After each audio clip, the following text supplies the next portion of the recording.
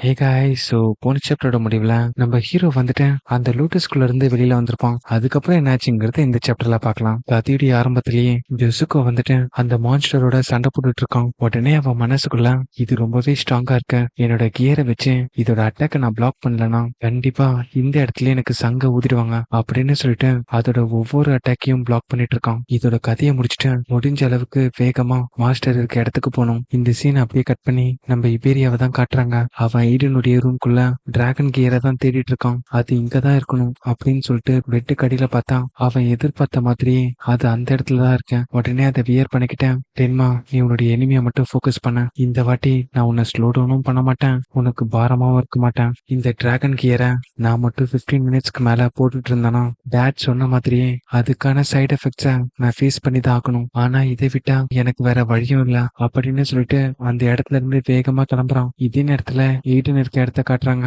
அவர் அந்த சென்டர்ல பார்த்துட்டு இந்த இடத்துல ரிலாக்ஸ் பண்ணிட்டு இருக்கான். இன்கேஸ் ரெஸ்கியூ டீம் வந்துச்சுன்னா என்ன பண்ணுவேன்னு கேட்க பதிலுக்கு அந்த ஜென்ரலும் மொத்த ஹியூமன்ஸ்லயுமே எனக்கு த்ரெட்டனா இருக்கிறது ஸ்பெஷல் கிளாஸ்ல இருக்க சேவியர்ஸ் மட்டும்தான். ஆனா அவங்க எல்லாருமே இப்ப டீமன் லார்ட் கிட்ட டிஸ்ட்ரக்ட் ஆகியிருக்காங்க.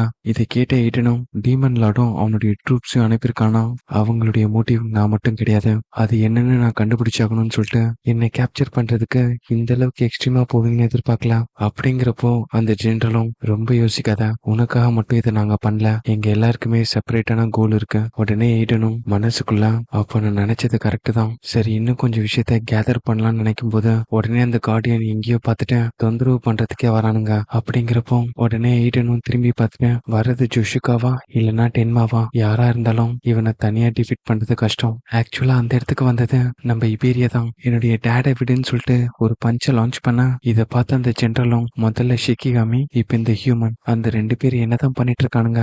அப்படிங்கிறப்போ இதே நேரத்துல லோட்டஸ்க்கு வெளியில வந்த நம்ம ஹீரோவை தான் காட்டுறாங்க. அவனை பார்த்த அந்த ஃபிளேம் கிங்கும் அதுக்குள்ள போறதுக்கு முன்னாடி அவன் ஃபுல்லா பர்ன் ஆகியிருந்தான். ஆனா அதுக்குள்ள எப்படி ரெக்கவர் ஆனான். நீ எத்தனை வாட்டி ஹீல் ஆனாலும் சரி இதோட ரிசல்ட் என்னமோ சேமா தான் இருக்க போதும். திரும்பவும் அந்த ரெட் புல்லட்டை பயன்படுத்தி நம்ம ஹீரோவை கண்டினியூ அட்டாக் பண்ண பதிலுக்கு அவனும் அந்த பிளாக் ஐஸ் வால் யூட்டிலைஸ் பண்ணி முன்ன மாதிரியே அந்த ஷீல்டு உருவாக்க இதை பார்த்த அந்த ஃபிளேம் கிங்கும் சரியான முட்டாளா இருப்பான் போல. இந்த அட்டாக்க அவன் டாச் பண்ணிருக்கணும். ஆனா திரும்பவும் அந்த ஷீல்டை வச்சு பிளாக் பண்ண பாக்குறான். ஒரு வாட்டி அடிபட்டது பத்தலன்னு நினைக்கிறேன். அப்படிங்கிறப்போ நம்ம ஹீரோவும் கேஷுவலா அது உள்ள இருந்து வெளியில வரான். இதுக்கப்புறம் இந்த ஃபிலிம்லாம் என்கிட்ட ஒர்க் ஆகாது அப்படின்னு சொல்லிட்டு தண்டர் வேவ் ரிலீஸ் பண்ணா பதிலுக்கு அவனும் இவன் கண்டிப்பா முட்டாளதான் இருக்கணும், என்கிட்ட அந்த ஃபிலிம் பேரியர் இருக்கிறத மறந்துட்டான் போல.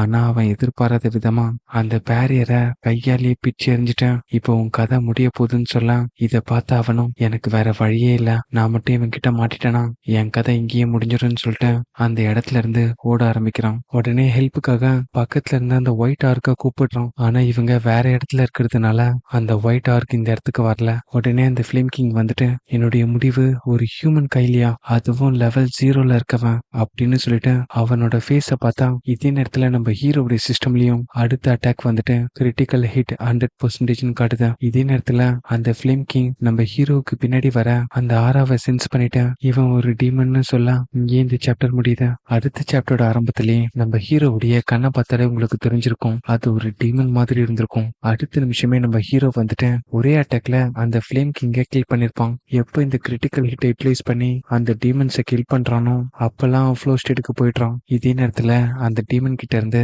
ஒரு கிரீன் கலர் ஆர்ப் ரிலீஸ் ஆகுது. அது ஸ்பிளிட் ஆக்கி 2 டைரக்ஷனுக்கு போகுது. ஒன்னு வந்துட்டு டைரக்டா உல்ஃப் கிட்ட போகுது, இன்னொன்னு ஃபாரஸ்ட்டை நோக்கி போகுது. அப்ப கண்டிப்பா அது ஜோஷ்வா கிட்ட தான் போயிருக்கணும். அப்பதான் நம்ம ஹீரோவுக்கு ஒரு விஷயம் ஞாபகத்துக்கு வருது, என்னதான் உல்ஃப் வந்துட்டு இம்மார்டலா இருந்தாலும் அதோடைய ஓனர் பக்கத்துல இல்லைன்னா அது திரும்பவும் ரிட்ரீவ் ஆகாது. உடனே தண்டர் வேவ் யூட்டிலைஸ் பண்ணிட்டு அந்த வேரஸ் நோக்கி ஓட ஆரம்பிக்கிறான். அப்படி இந்த சீனை கட் பண்ணி நம்ம இபேரியாவை தான் காட்டுறாங்க. அவனுடைய அட்டாக்கை வந்துட்டு கிறிஸ்டலை வச்சு பிளாக் பண்ணிடுறான். இதை பார்த்து இபேரியாவும் ஷாக் ஆயிட்டு டிராகன் கியருடைய ஃபுல் பவர் யூட்டிலைஸ் பண்ணி நான் அவனை அட்டாக் பண்ணிருக்கேன். அப்பவுமே அவனுடைய டிஃபென்ஸ் என்னால பிரேக் பண்ண முடியல. அப்ப எனக்கு வேற வழியே இல்ல, ஒரு அட்டாக்னால அந்த டிஃபென்ஸ் பிரேக் ஆகலனா அது மேல நான் மல்டிபிள் அட்டாக்ஸை லான்ச் பண்ண போறேன். இதை பார்த்த அந்த ஜென்ரலும் நீ சரியான முட்டாள், நம்ம 2 பேருக்கும் நடுவுல இருக்க அந்த கேப்பை நீ இன்னும் ரியலைஸ் பண்ணல. உடனே எய்டன் வந்துட்டு எனக்கு உன்னுடைய உதவி தேவையில்ல, முதல்ல அந்த டிராகன் கியரை ரிமூவ் பண்ணு, அதனால டெரிபிளான சைடு எஃபெக்ட்ஸ் வரும் உனக்கு. அந்த டிராகன் கியரை நீ உடனடியா கழட்டல நம்ம 2 பேருக்குள்ளயும் எந்த ஒரு சொந்தமும் இல்ல.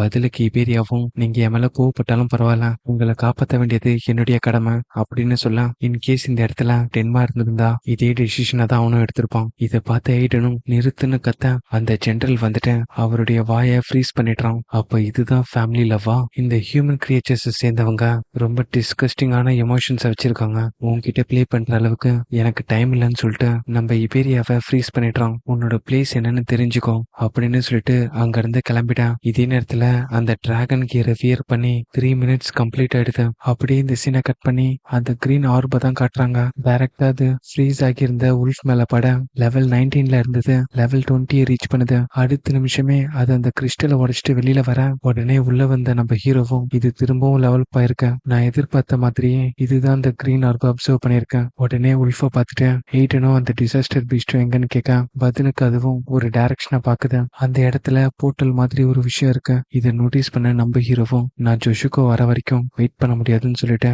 அந்த போர்ட்டலுக்குள்ள போயிடுறான். அப்படியே இந்த சீனை கட் பண்ணி ஜோஷுக்கோ வந்துட்டு அந்த ஒயிட் ஆர்போட சண்டை போட்டுட்டு இருக்கான். அதோட அட்டாக் எல்லாமே ரொம்ப பவர்ஃபுல்லா இருக்கிறதுனால ரொம்பவே ஸ்ட்ரகிள் பண்ணி தான் அதை பிளாக் பண்ணிட்டு இருக்கான். ஒரு கட்டத்துல அதோட கையை கட் பண்ணிட அடுத்த நிமிஷமே அது ரீஜென்ரேட் பண்ணிடுது. இப்ப என்ன பண்றதுன்னு அவன் யோசிக்கிற நேரத்துல அந்த கிரீன் ஆர்ப் வந்துட்டு அவனுடைய லெவலை இன்க்ரீஸ் பண்ணி விட்டுடுது. அப்படின்னா டென்மா வந்துட்டு அந்த டிசாஸ்டர் பீஸ்ட கொண்டுட்டான் போல. நான் சீக்கிரமா போய் அவன் கூட ஜாயின் பண்ணணும். அப்பதான் அவனுக்கு ஒரு விஷயம் ஞாபகத்துக்கு வருது.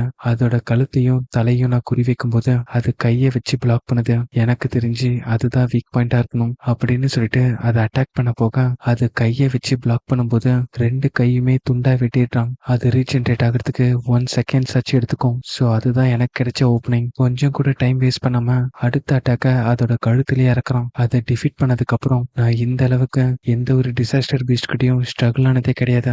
ஈவன் தோ இதனால பேசக்கூட முடியல. சரி, இப்ப அதெல்லாம் முக்கியம் இல்ல. நான் சீக்கிரமா டென்மா கூட ஜாயின் பண்ணணும். ஏன்னா அந்த ஐஸ் கண்ட்ரோல் பண்ற டிசாஸ்டர் பீஸ்ட் அது ரொம்பவே ஸ்ட்ராங்கா இருக்கு. இதே நேரத்துல அந்த ஜெனரல் வந்துட்டு நீ ரொம்ப நேரமா எதையோ பேச ட்ரை பண்றேன்னு நினைக்கிறான் அப்படின்னு சொல்லிட்டு எய்டனுடைய வாயை பிளாக் பண்ணிட்டு இருந்த அந்த கிறிஸ்டலை ரிலீஸ் பண்ணிட உடனே அவர் வந்துட்டு நீ என்ன கண்டிஷன் சொன்னாலும் நான் அக்செப்ட் பண்ணிக்கிறேன். என்னோட பையனை ரிலீஸ் பண்ணுன்னு சொல்ல பதிலுக்கு அவனும் நீ ரொம்ப தாமதமா சொல்லிட்டேன். இவ்வளவு தூரத்துல இருந்து என்னால அந்த ஐஸை கண்ட்ரோல் பண்ண முடியாது. எப்படியும் உன்னை நாங்க கண்ட்ரோல் பண்ண தான் போறோம். அது மட்டும் இல்ல, நான் பார்த்த உடனே கண்டுபிடிச்சிட்டேன். அவன் போட்டுட்டு இருந்த அந்த ஆர்மர் அது டீமன் டிராகன் ட்ரைபை சேர்ந்தது. அதுங்களுக்கு ஸ்ட்ராங்கான லைஃப் ஃபோர்ஸ் இருக்கு. அது மட்டும் இல்ல, அதுங்க இறந்ததுக்கு அப்புறம் கூட அதுங்களுடைய பிளட் ஃபிளஷ் அப்படி இல்லைன்னா செதில்களை வச்சு கூட அதுங்க திரும்ப வரதுக்கான வாய்ப்புகள் அதிகமா இருக்கு. நீ மேட் பண்ண அந்த கியர் வந்துட்டு ரொம்ப நேரத்துக்கு வியர் பண்ணியிருந்தாங்கன்னா அந்த பர்சனுடைய கான்சியஸ்னஸ் போயிட்டு அவங்களுடைய என்டையர் பாடியையும் அது டேக் ஓவர் பண்ணிக்கும் அப்படின்னு சொல்ல இதே நேரத்துல இபேரியாவும் அந்த ஆர்மரோட மோஜ் ஆக ஆரம்பிக்கிறான். அடுத்த நிமிஷமே அந்த இடத்துல ஒரு மேசிவான வேவ் ஸ்ப்ரெட் ஆகுது. இதோட இந்த சாப்டர் இங்கேயே முடியுது. அடுத்தடுத்த சாப்டர் பாக்குறதுக்கு இந்த வீடியோக்கு ஒரு லைக்கை போட்டு நம்ம சேனலை சப்ஸ்கிரைப் பண்ணிக்கோங்க. அடுத்த சாப்டர்ல உங்களை சந்திக்கிறேன்.